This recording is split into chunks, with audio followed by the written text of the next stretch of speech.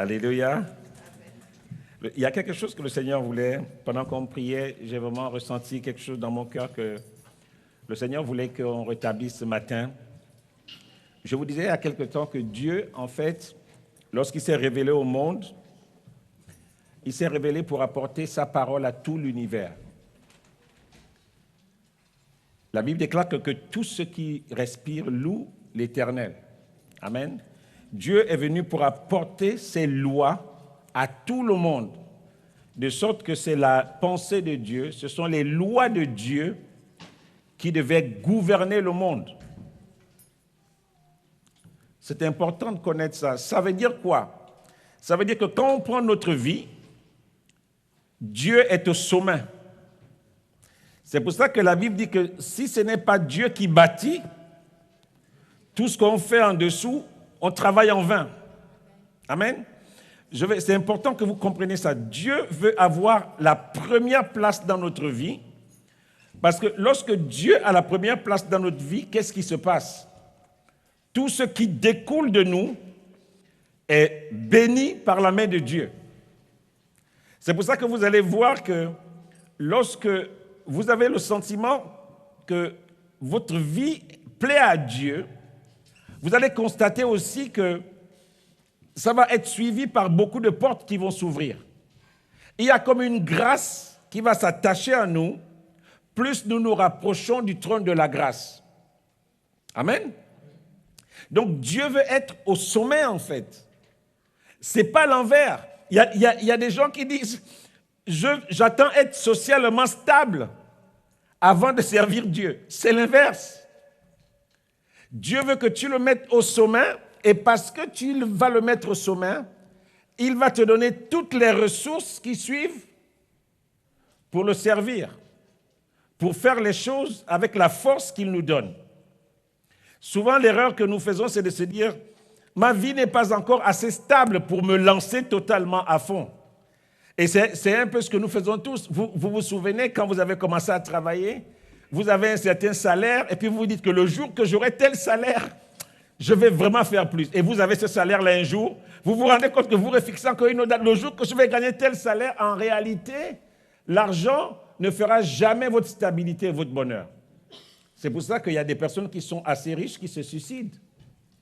Parce que celui que nous devons mettre en premier, c'est le Seigneur. La Bible nous dit que fais de l'Éternel tes délices. Ça veut dire que roule pour Dieu et lui, il te donnera ce que ton cœur désire. Le Seigneur veut avoir la première place dans tout ce que nous faisons. Et comment le Seigneur le fait? Un jour, nous n'étions pas à lui.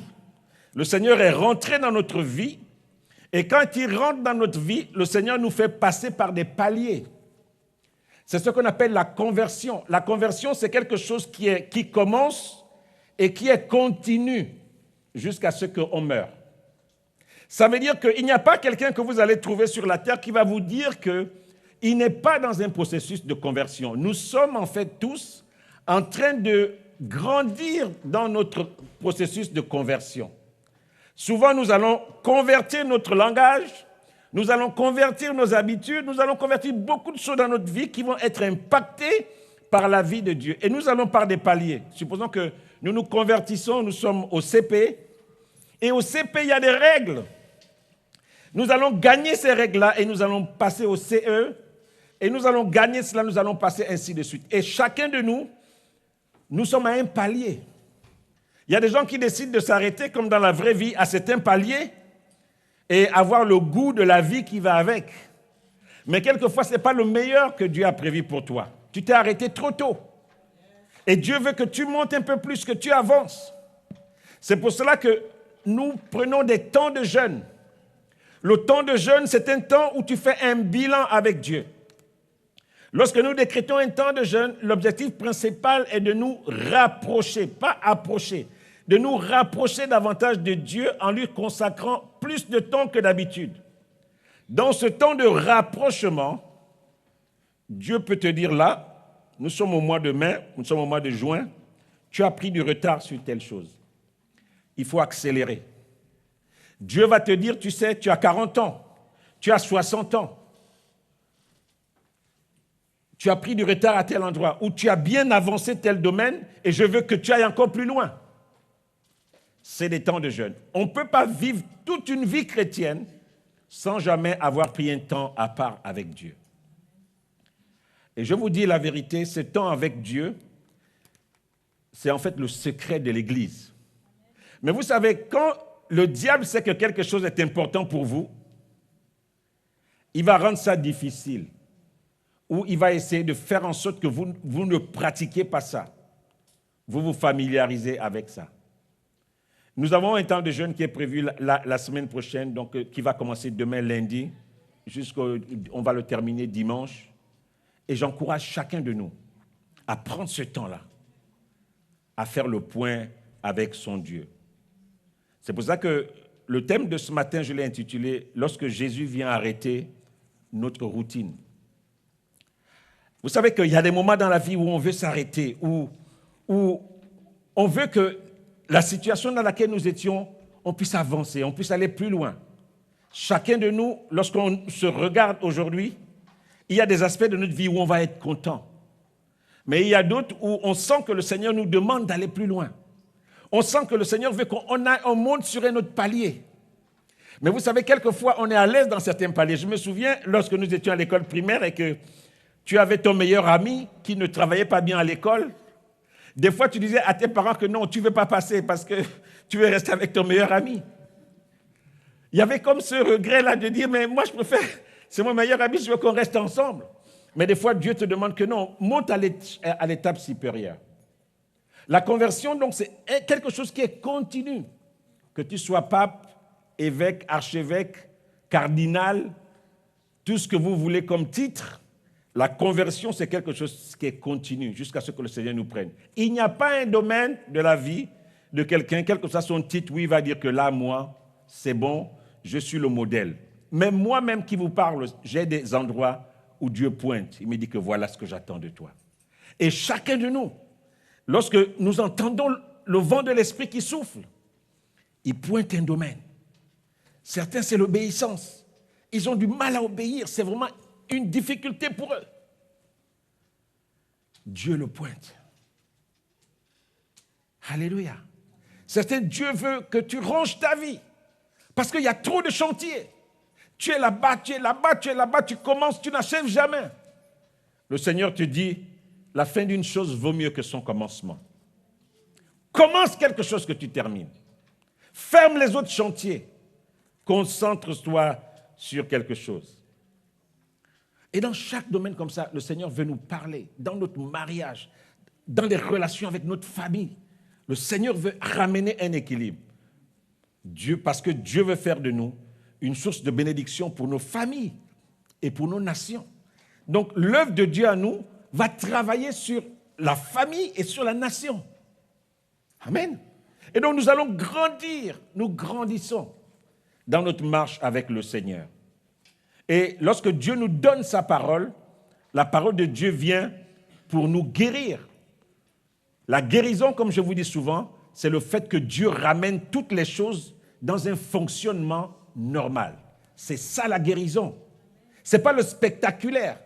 C'est rentrer dans le processus normal du fonctionnement divin. C'est ça la guérison. Je fais ça, le Seigneur me dit non, c'est pas ça. Ou dans mon corps, il y a quelque chose qui ne fonctionne pas bien et le Seigneur vient mettre de l'ordre. Il prend autorité et il parle et il vient mettre de l'ordre. Amen. Et c'est ce que le Seigneur fait quand nous nous retrouvons dans des moments comme ceci. Pendant que je suis en train de parler, il y a des choses que le Saint-Esprit va prendre et il va les personnaliser pour toi. Amen. Il va les personnaliser. Tu vas te dire, cette parole-là, c'est pour moi. Ou tu vas sentir un poids en toi. Et tu vas te dire que, Seigneur, tu m'as parlé ce matin. Le Seigneur parle à chacun de nous en fonction des situations dans lesquelles nous nous trouvons.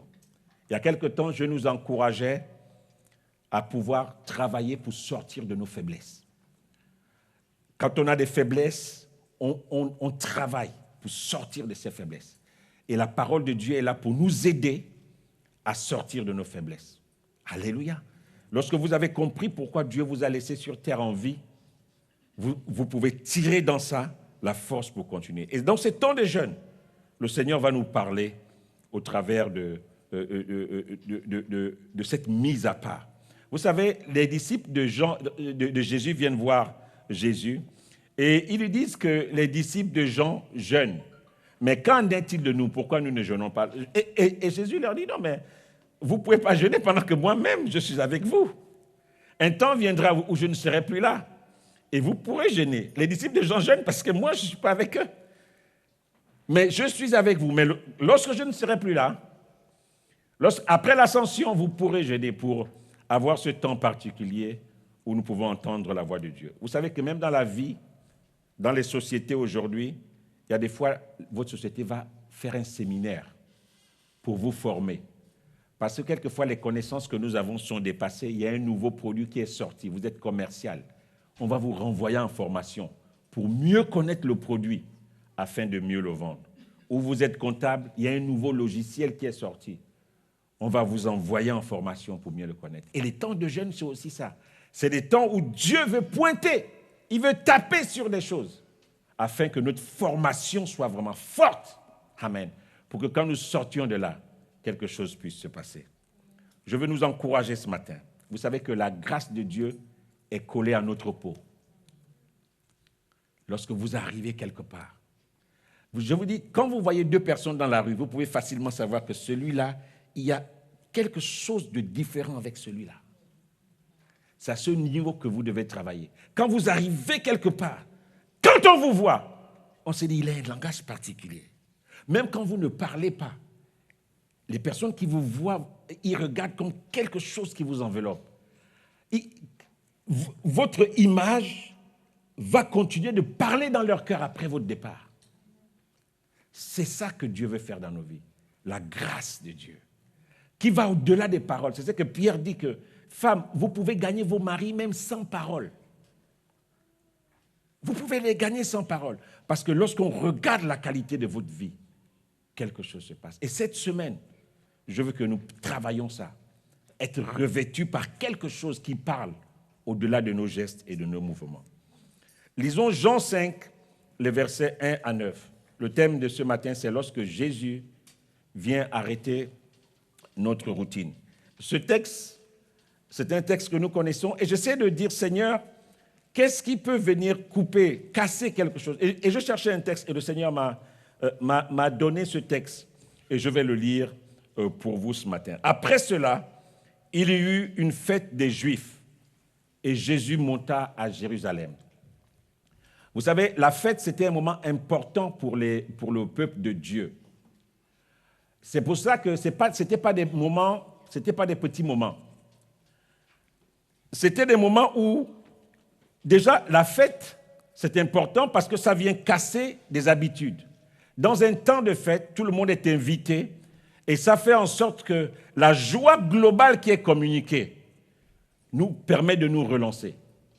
Et ça, c'est une des missions des fêtes. Et il y avait une fête à Jérusalem. Et quand il y avait des fêtes, c'était très, très rempli. Vous savez que l'endroit où se trouvait le deuxième temple, ça veut dire le temple qui a été construit par Zorobabel, ce deuxième temple-là, l'endroit où était le temple, ce temple-là, il a été agrandi plus tard par Hérode. Parce que lorsque les Israélites sont revenus de captivité, ils avaient construit un petit temple. Et ce petit temple-là n'était pas représentatif. Et donc Hérode l'a agrandi. Et lorsqu'il a agrandi, l'espace global occupé par le temple et tout ce qui était parvis, c'était tellement grand que ça pouvait aujourd'hui contenir 400 000 personnes.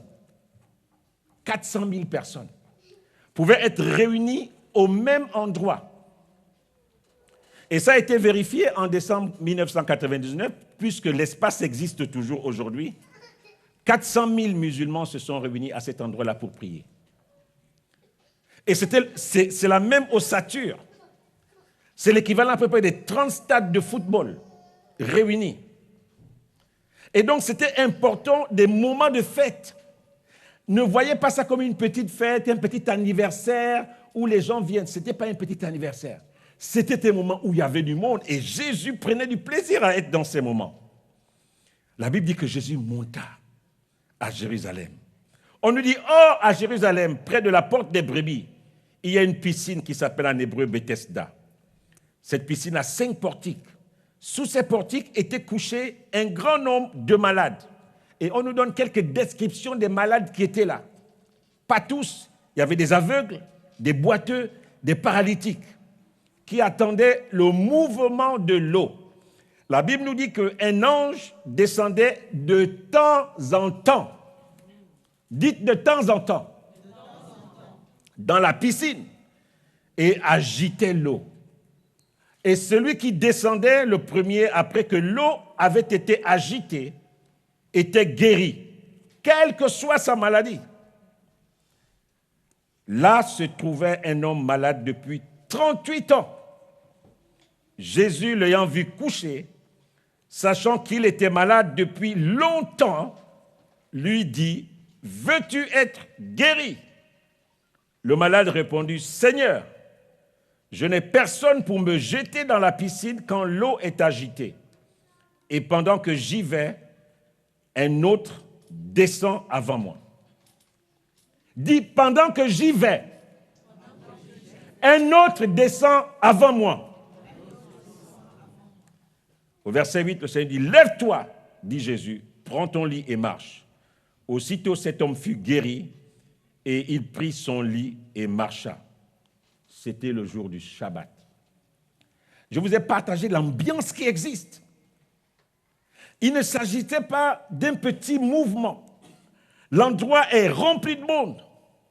Et quelque chose qui se passe à un endroit, ça va très très vite. Parce que les nouvelles vont vite. Les bonnes nouvelles vont vite. Et ça peut créer une atmosphère d'espoir. Et Jésus arrive là dans cet endroit.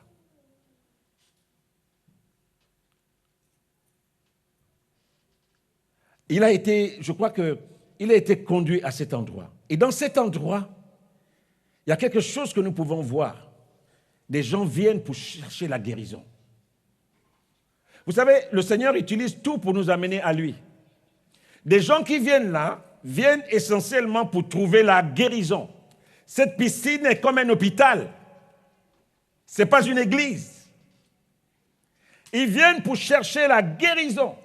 Et dans cet endroit, il y a un tel niveau de consécration, il y a un tel niveau de discernement qu'il n'y avait jamais eu... Vous savez, quand les gens cherchent la guérison, ils sont prêts à tout. Dites-leur de se réveiller tous les matins à 6h06, 6 secondes, 6 tierces. Ils vont le faire. Ils vont chercher le réveil qui leur permet de voir tout ça. Et ils vont se réveiller à ce moment-là. Vous faites ça pendant 1 mois, tu es guéri. Ils vont le faire.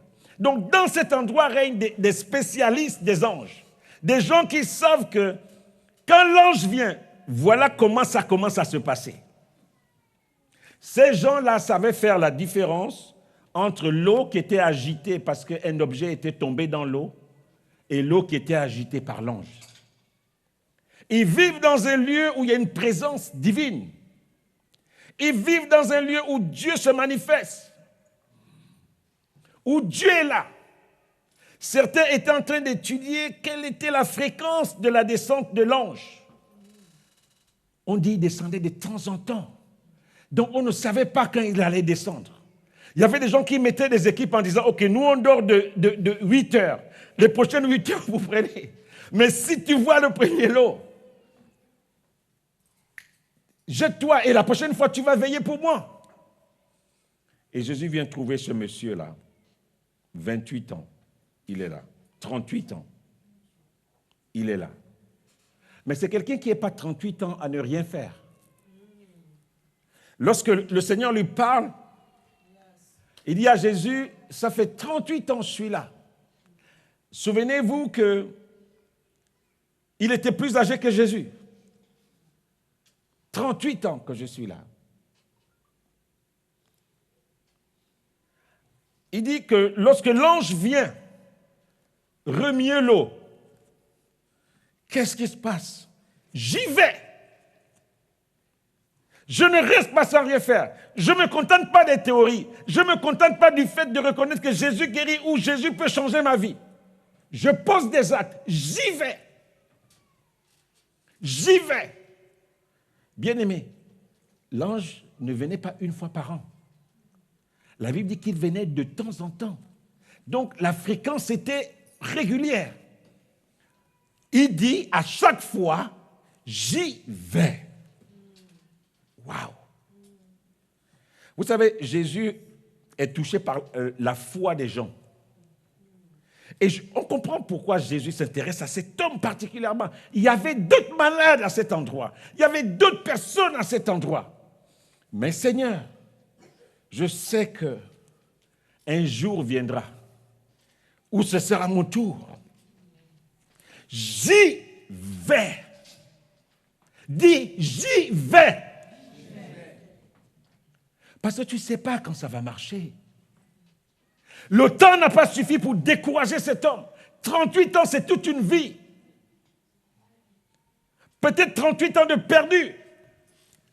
Il est là depuis 38 ans. Il n'a pas 38 ans. Mais il est là depuis 38 ans.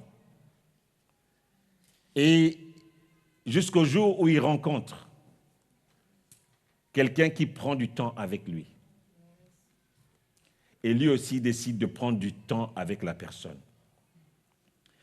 Je dis qu'il n'y a pas de renouveau si l'on n'éprouve pas le besoin d'être renouvelé. Il aurait pu dire à Jésus, tu me perds du temps. Je crains que le temps qu'on passe à bavarder, il y a une autre échéance qui va arriver. Mais lorsqu'il a entendu la voix de Jésus, il s'est arrêté.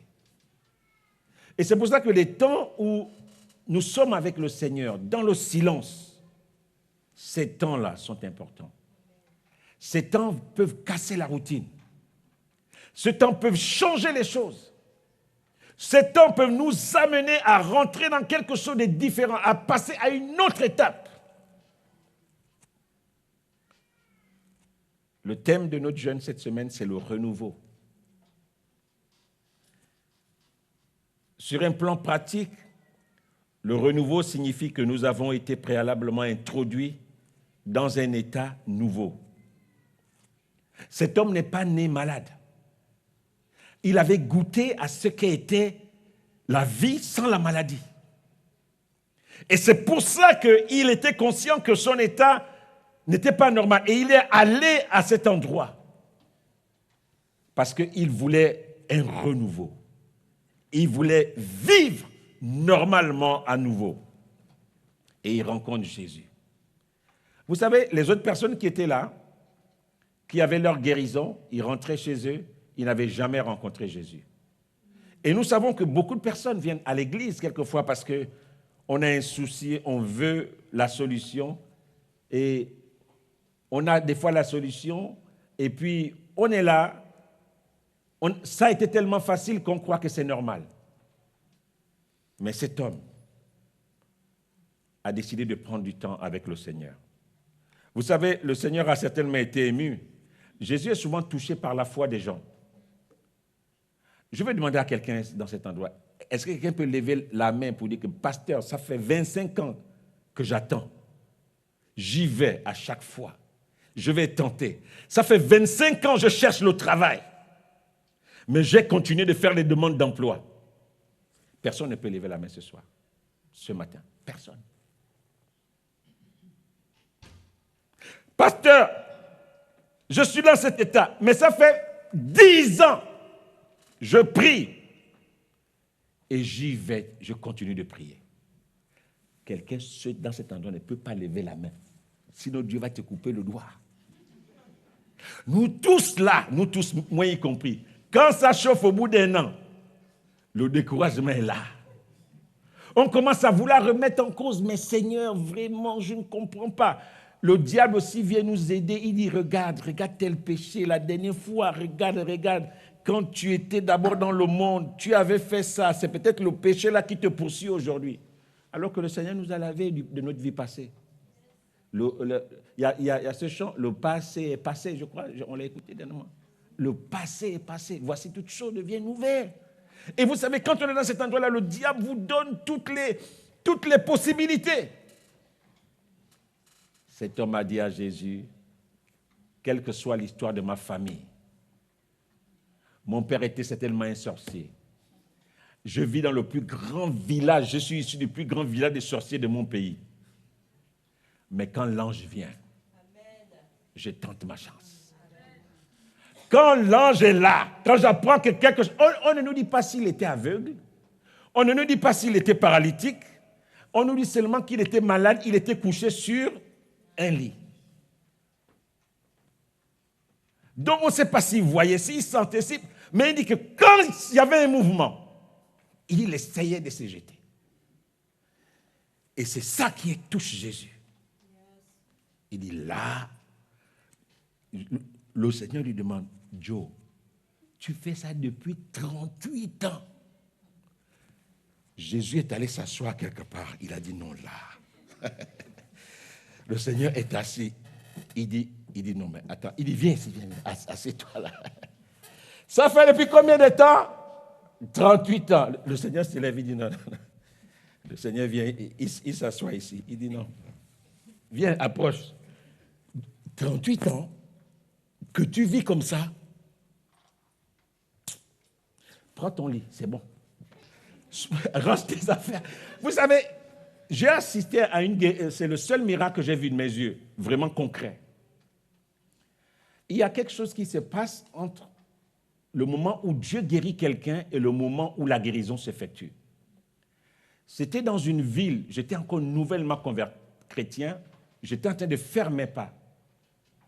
Il y avait un homme de Dieu qui était venu dans cet endroit-là, on disait qu'il guérissait. Et j'étais devant, au premier rang, et il y avait une femme qui avait son enfant qui était paralysé des 2 pieds. L'enfant était posé sur ses pieds. J'ai vraiment l'image, je ne peux jamais l'oublier.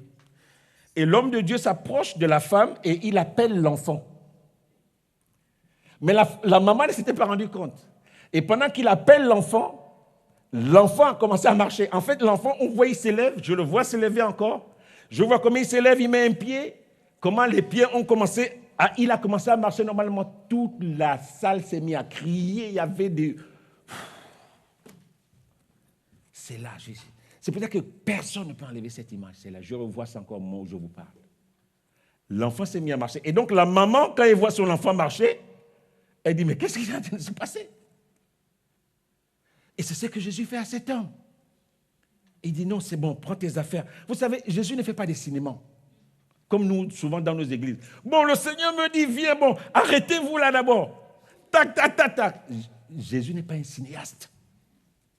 Il n'est pas un cinéaste. Il a dit à ce monsieur, bon, c'est bon, fais tes paquets, prends ton lit, et puis, on s'en va.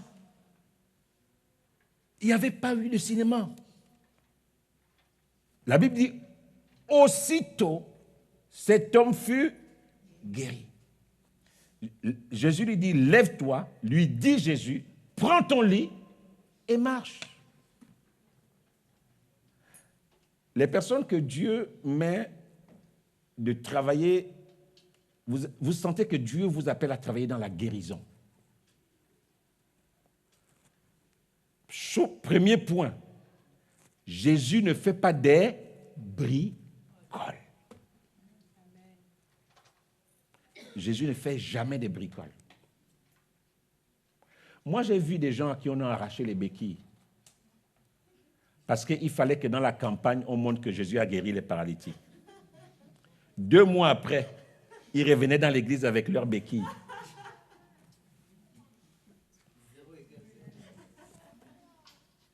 Deux mois après, vous le revoyez avec les béquilles. Là, le pasteur même a honte de lui demander que, mais en fait, qu'est-ce qui s'est passé? Vous savez, il faut dire la vérité des fois dans l'église, parce qu'il y a des démons, des faux démons de transformation qui sont là et qui font que les gens font semblant. Jésus ne fait pas des bricoles. Jésus, des fois, on l'a vu guérir instantanément, on l'a vu guérir progressivement. Parce que la guérison, c'est aussi un processus.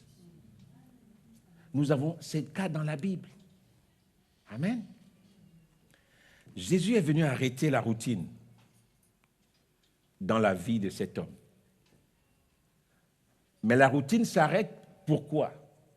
Parce qu'il y a eu une rencontre. Ce qui est à l'origine de l'arrêt de la routine, c'est la rencontre. C'était un face-à-face. Il y a eu une rencontre. Vous savez, moi j'ai élevé des poules. Quand vous donnez de la nourriture aux poules, vous donnez, et puis il n'y a pas une poule particulière que vous visez. Vous donnez la nourriture et tout le monde vient, nous savons ça un peu, tu jettes du riz, toutes les poules viennent. Mais il y a des fois où tu prends une poule et la poule mange dans ta main. Je peux vous garantir que quand vous faites ça, cette poule, quand vous revenez, aura tendance à s'approcher de vous. Parce qu'elle a été habituée à manger dans votre main. Ces temps de jeûne, c'est des temps où le Seigneur veut que nous puissions manger dans sa main. Et lorsque nous mangeons dans la main du Seigneur, il y a une joie particulière. Il y a un plaisir particulier. Et nous devons nous arrêter pour casser la routine.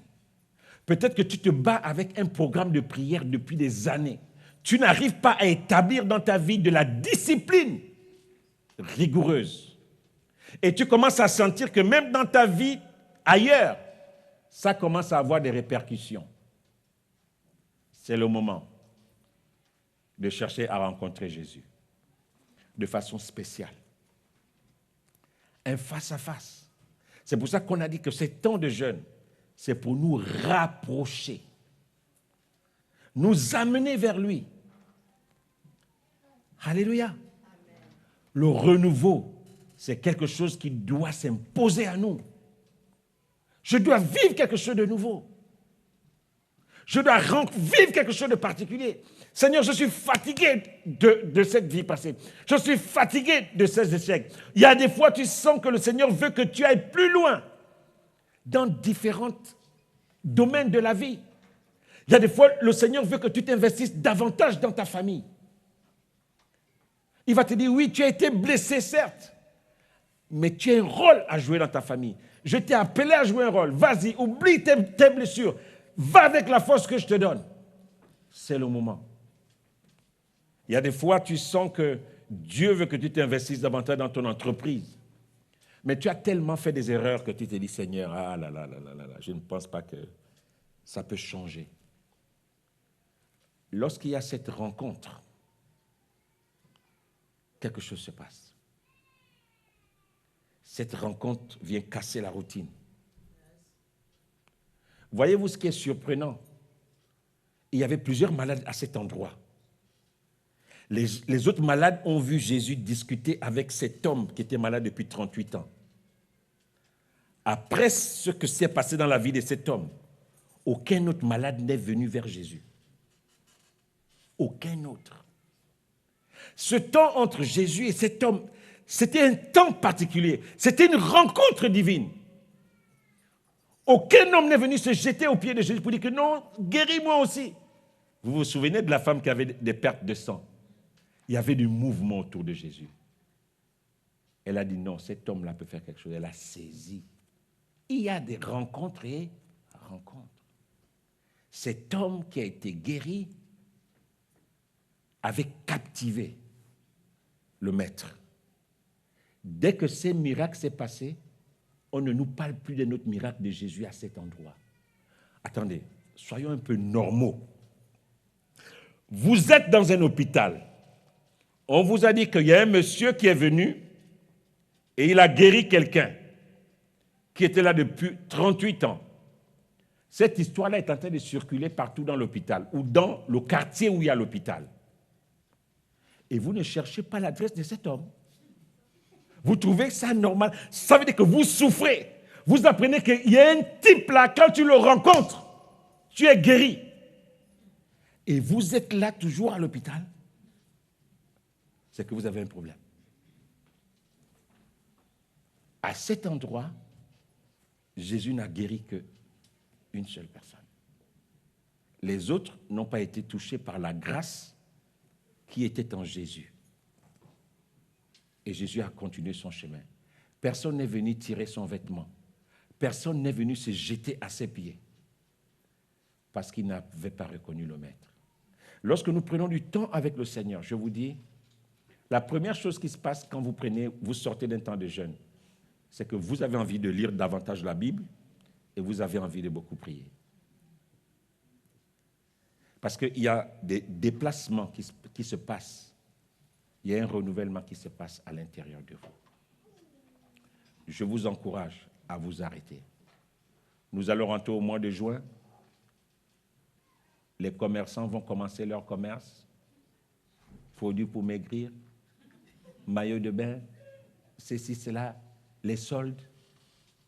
Je vous dis, c'est fatigant tout ça. Notre vie, n'oublions pas, c'est Dieu qui est au sommet.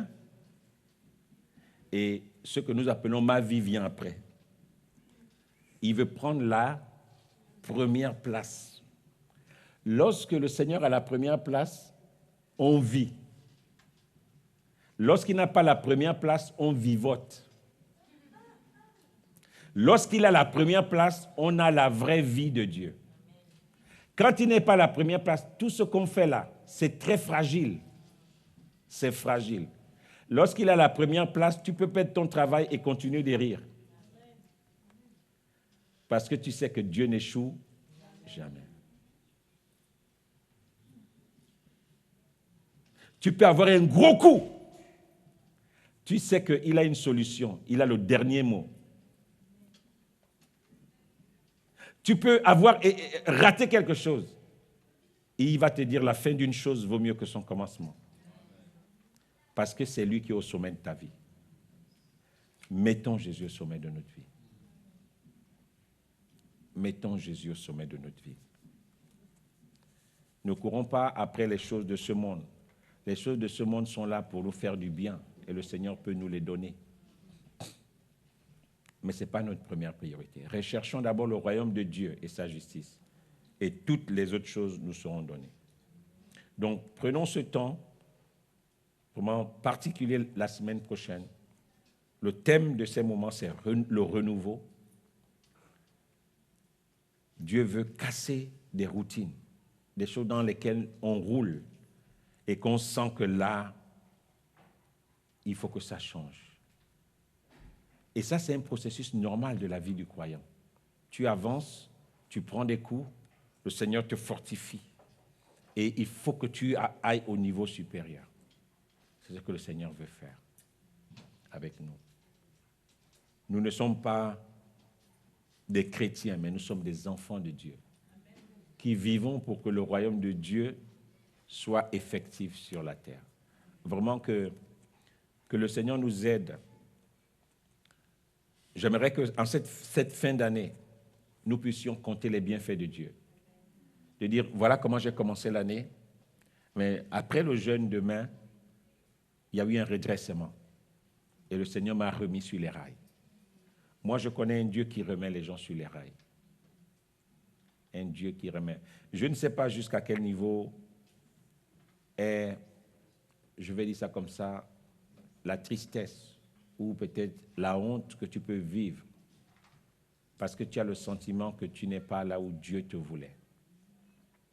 Mais je peux vous dire quelque chose ce matin. Lorsque nous nous remettons dans les mains de Dieu, il sait remettre les priorités. Il sait nous encourager. Est-ce qu'on peut fermer nos yeux maintenant? Et j'aimerais vraiment que chacun de nous rentrons à nous-mêmes. Vous savez, lorsque nous donnons ce genre de message, le diable nous regarde. Le diable nous regarde. Et ce n'est pas évident pour moi de parler devant, parce que c'est une grande responsabilité. Je peux vous dire quelque chose. Dieu veut que chacun de nous puissions manger dans sa main et avoir pendant ce temps un entretien particulier avec lui. On peut lui donner du temps, il peut nous donner du temps. C'est ce qui s'est passé avec cet homme. Il avait dit, OK, je vais arrêter de me concentrer sur l'ange qui peut venir à tout moment. Je vais me concentrer sur cet homme de Jésus. Je vais savoir quel est cet homme, parce que depuis qu'il me parle, j'ai comme l'impression que quelque chose est en train de se passer en moi. Je vais arrêter de me préoccuper de j'ai pas ceci, j'ai pas cela, bientôt l'âge de la retraite, bientôt ceci, je n'ai pas construit, je n'ai pas de maison, je n'ai pas de ceci. Je vais arrêter de me concentrer là-dessus. Je veux d'abord me concentrer sur toi, Seigneur. Je sais que si tu arrives à me parler, tout le reste va rentrer dans la normalité. Alléluia. Seigneur, prions quelque temps. Dis-lui quelque chose peut-être dans ton cœur ou à haute voix. Mais Seigneur, ce matin, nous voulons rentrer dans quelque chose de nouveau.